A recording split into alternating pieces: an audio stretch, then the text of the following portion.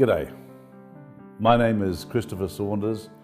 I'm the Bishop of the Catholic Diocese of Broome in Western Australia, otherwise known as the Kimberley Mission. It is my privilege today and my honour to be able to share with you some thoughts written in a letter from the Australian Catholic Bishops to the Aboriginal people of Australia on National Aboriginal Sunday.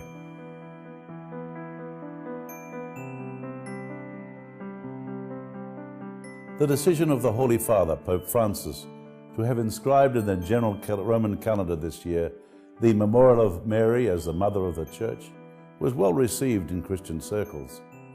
Significantly, it recognises the importance of Mary in our life and devotion, echoing as it does in some manner the voice of Jesus dying on the cross as he tells the disciples, "Behold your mother."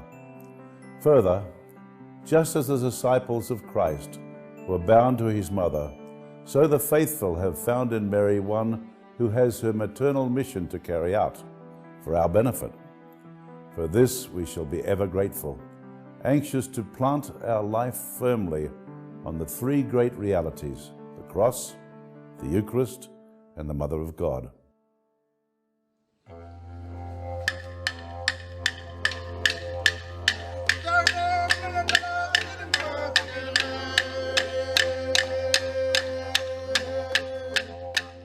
In Australia, in the course of the history of interrace relations, a great travesty of justice has left its mark, a dreadful slur upon our character as a nation.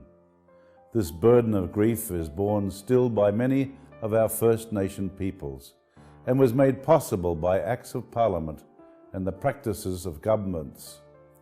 The forceful separation of Aboriginal children from their families and the placing of them in institutional care, mistakenly for their own good, was a policy almost universally held by others as an appropriate thing to do. Today, we know how mistaken that opinion was in its entirety.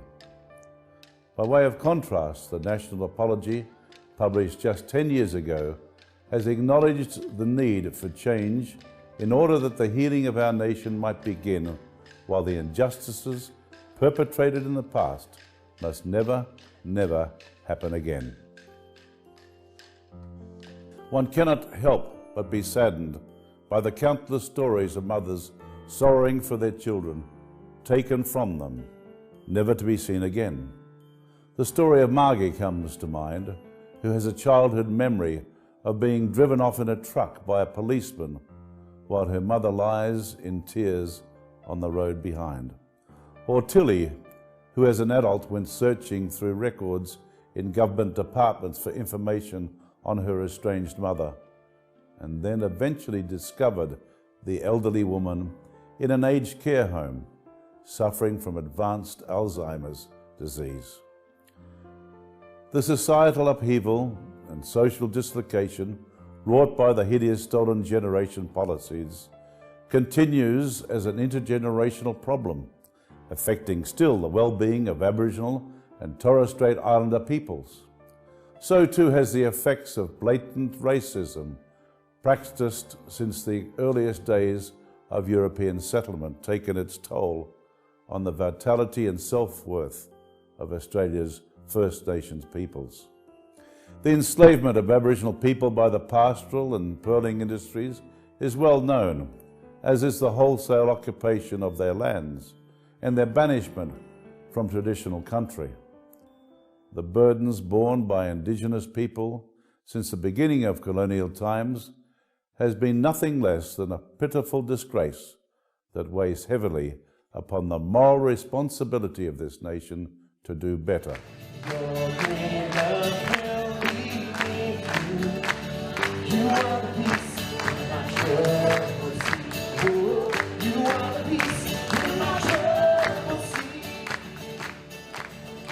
Despite all the horrendous stories of injustice and the untold thousands of chapters that could be written on the matter, it is heartening to recognise the mothers who have battled and largely succeeded in holding Indigenous families together. Despite predictions to the contrary, Aboriginal and Torres Strait Islander peoples continue to survive and to maintain a significant place in this Commonwealth of Australia. And for that, we rejoice in humble gratitude. A few years ago, in one outback town, a group of Aboriginal women gathered with their local priest to discuss the purchase of a statue of Our Lady for the parish church. Among the women were mothers who had lost sons to road accidents, to suicide, alcohol, kidney disease, violence, and long terms in prison. They were grandmothers who now cared for the younger children left behind. They were their custodians, dedicated to providing for them, for these youngsters, something of a stable life. When given a number of holy cards depicting various images of Our Lady of Lourdes, Fatima, Walsingham, Carmel and Guadalupe, and the Pieta, they unanimously chose the Pieta, Michelangelo's statue of the Blessed Mother with the broken body of her son Jesus, which lay upon her lap, cradled in her arms. It was an image they were familiar with, after countless experiences of tragically losing their own sons. The sentiments expressed in the image of the Pieta resonated most profoundly with them for good reason. The Pieta is a prayerful image of motherhood to be nurtured, supported, and prayed for in our community. The loving care that this masterpiece portrays cannot be separated from the sorrow of the reality it represents.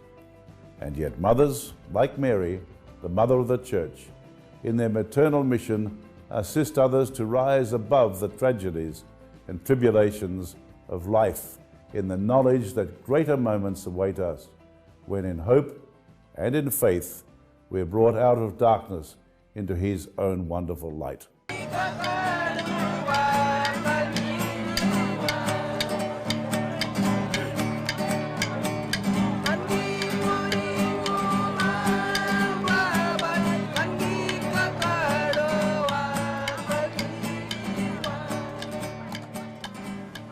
The dark abyss of Aboriginal history in Australia, as we know it, has been remarkably bathed in the light that emanates from the goodness and the heroic efforts of many people who are driven by a sense of charity and a longing for what is right.